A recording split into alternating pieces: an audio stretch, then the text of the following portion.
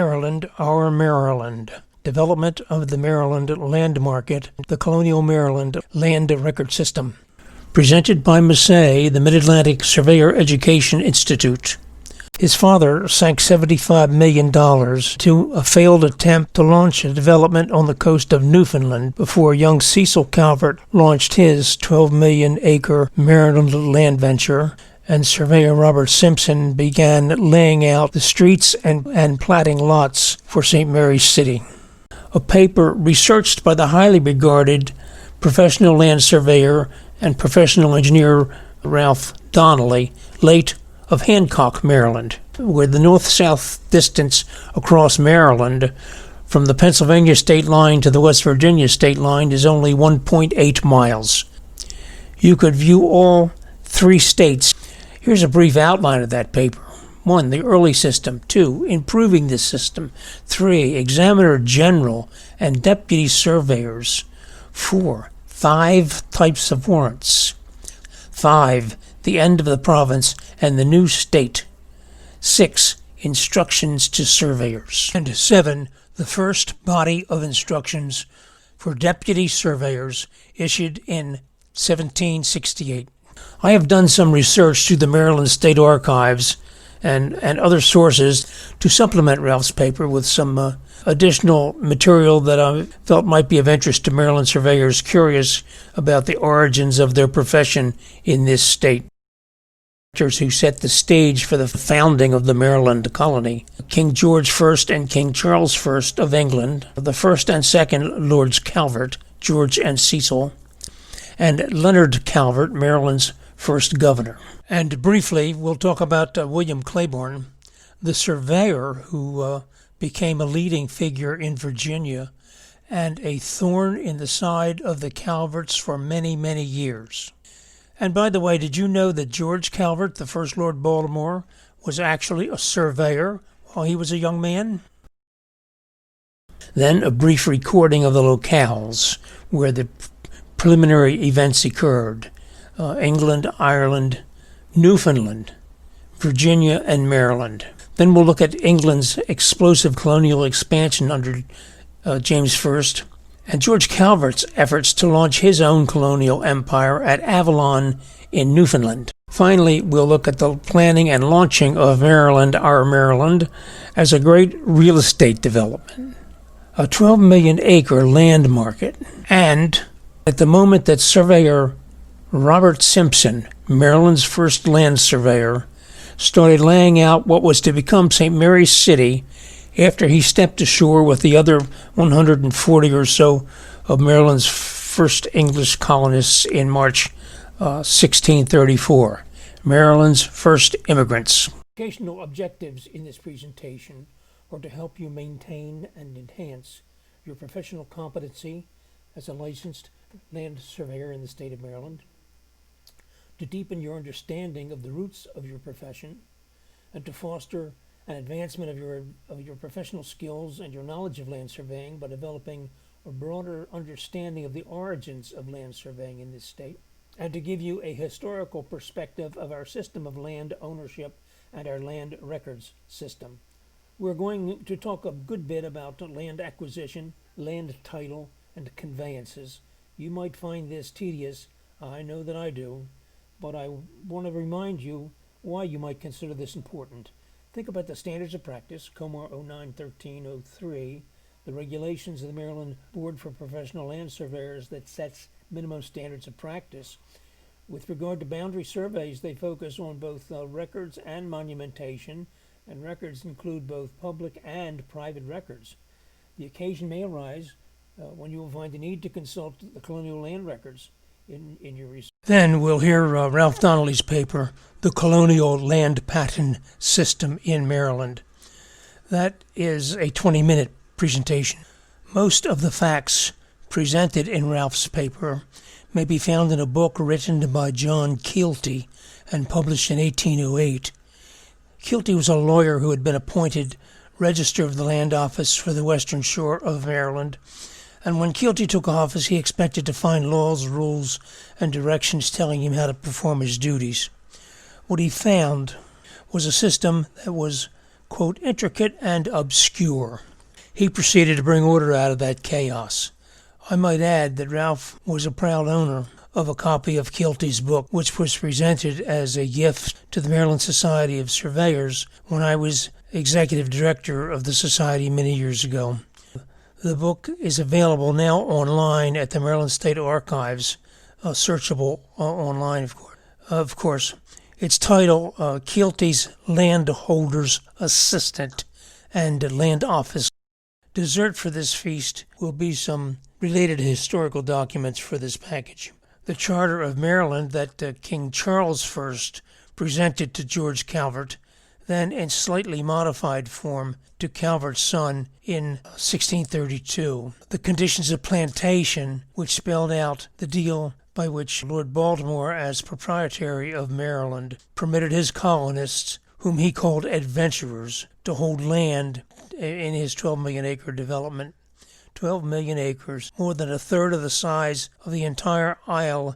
If you would like a certificate for as much as 2.5 professional development hours toward meeting your Maryland Surveyor License renewal requirements, call me at 410-522-6924 or shoot an email to me at Masei, M-A-S-E-I _surveyor _institute at Comcast.com. If you would like information about this or any other Masei programs, please call or...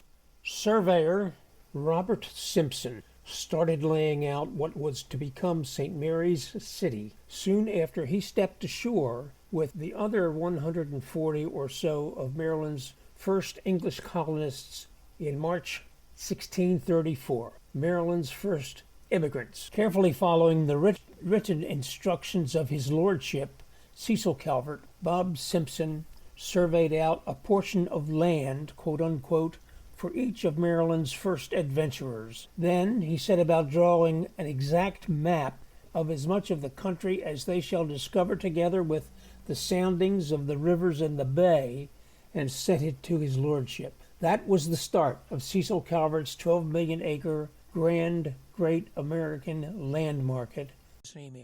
As the development progressed, John Langford, a close associate, quote unquote, of Cecil Calvert, came to Maryland from Deptford in Kent, England, a few years later to assume his duties as his lordship's first surveyor general. His job started with the listing and supervising of, quote, all castles, manors, forest chases, parks, tenement lands, woods, and also the collection of rent revenues from all possessions and hereditaments of the lands owned by Baltimore. But I'm getting ahead of myself. The Virginia colony started out as an investor-owned enterprise seeking gold, silver, and other items of value. Virginia colonists were probably all Anglicans, the established Church of England. And the New England colonists were Puritans, fleeing to an investor-owned enterprise to practice their new Puritan religion as they chose. The colonists who came to Maryland did so primarily for the purpose of owning their own land. They were Catholics and Protestants.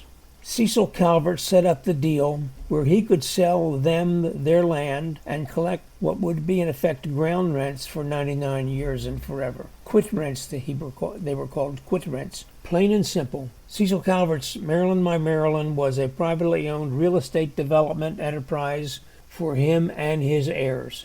How did this happen?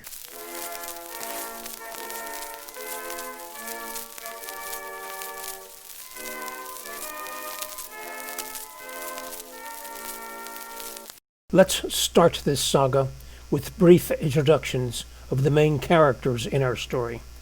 King James I, King of England, Scotland, and Ireland, colonizer of Northern Ireland and North America, and patron of George Calvert, whom he rewarded handsomely for good service over many years.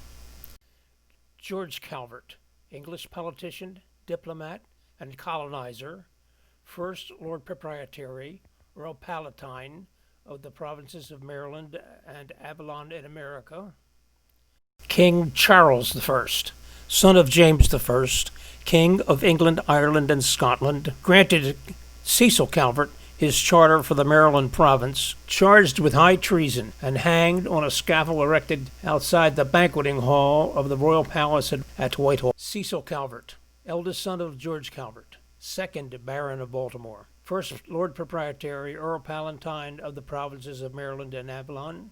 Leonard Calvert, Cecil Calvert's youngest brother and first governor of Maryland. William Claiborne, English pioneer, surveyor, and early settler of Virginia, became a wealthy planter, a trader, and a political figure. Okay, now let's set the stage. Well, 5 stages, actually. Here are the locales where the action took place: England, Ireland, Newfoundland, Virginia, and Maryland. Now let's get to know the people involved, the characters in our story. King James I. James Stuart was a first cousin twice removed of Queen Elizabeth I. In 1603, Queen Bess, the Virgin Queen, died without a direct heir, and Jimmy Stuart, already King James I of Scotland, was her closest relative, so he became James I, King of England, Ireland, Wales, and Scotland, and of course, defender of the faith, etc., etc.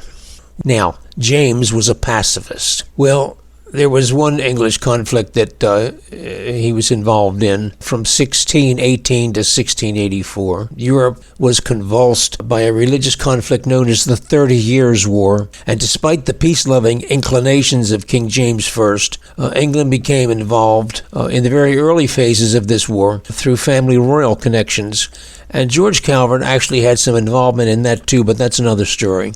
Basically, James I was a pacifist who inherited a kingdom that was flat broke and in deep debt. On top of that, faith was a problem in England at that time. The Catholics had been having a difficult time with the Anglicans, and now the Puritans were giving the Anglicans grief. James was a strong believer in the God-given power of the throne, the God-given divine right of the kings, but the reformers in Parliament, especially the Puritans, had a hard time accepting that. For that and for other reasons, King James' dealings with the Parliament were problematical, to say the least. Over many years, starting as a very young man, George Calvert aided King James greatly as a politician in England and as a diplomat abroad, as well as representing the king's interests while he himself serving in Parliament. Over the years, King James returned the favors. Let's talk about James and his colonies. Europe was exploding at the end of the 16th century, doubling in population between 1500 and 1650. And fragments were landing everywhere, especially in the Americas. Earliest explorers of the 15th century were Portuguese, and they had colonized Brazil. Their vast world empire was taken over by Spain's King Philip II in 1580. Elizabeth was Queen of England in those days. Spain had the widest range of American colonies, from the tip of South America to Florida and the current American Southwest. Early forays were attempts to discover rich Indian cities. Dutch traders established settlements in New York, Delaware, Caribbean islands, Dutch Guiana, in South America, and the Dutch colonies were focused almost exclusively on commerce, not on settlement, really, not on colonizing, but commerce. They provided little resistance when England invaded in 1664. France established its first permanent settlement at Quebec in 1608. They also had small colonies in Central and South America and in the Caribbean. Fur hunting rather than farming became the chief French economic colonial activity. 5 years after the Pope's division of the, quote, New World between Spain and Portugal, John Cabot is credited with the discovery of continental North America in 1497, while Columbus and others were busy in the Caribbean and the Gulf of Mexico. Sailing under a commission from King Henry VII of England, he probably landed on the island of Newfoundland.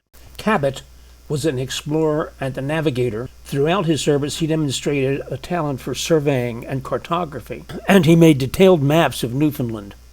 Interesting to note that while in Newfoundland, Cabot also conducted an astronomical observation, in particular of the eclipse of the sun, by obtaining an accurate estimate of the time of the start and finish of the eclipse, and comparing these with the timings of a known position in England, it was possible to calculate the longitude of the observation site in Newfoundland. Our kind of guy.